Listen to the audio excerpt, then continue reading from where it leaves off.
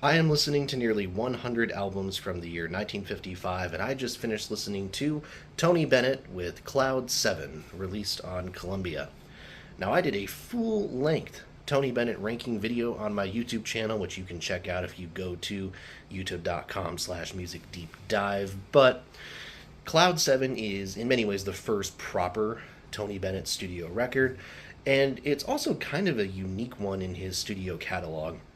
This is Bennett recording with a quartet accompanying him, Chuck Wayne on the arrangements, and his guitar is very prominent. It's very much the backbone of the whole thing. Bennett will do a lot more kind of orchestral stuff later on, but this is very intimate but still pretty lively.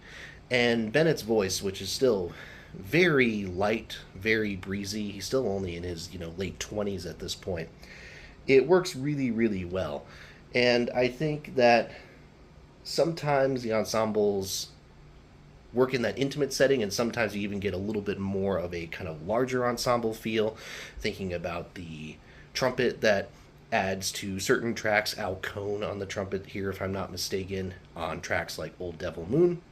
It works really well in that slightly larger setting.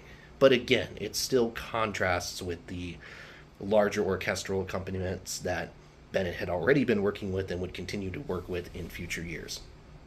Don't get me wrong, I don't think this is a revolutionary album for the era, but I do think Bennett's natural skill combined with the lightness and the breeziness of the arrangements makes it a pretty strong vocal jazz record from 1955, and in that sense I would definitely recommend it.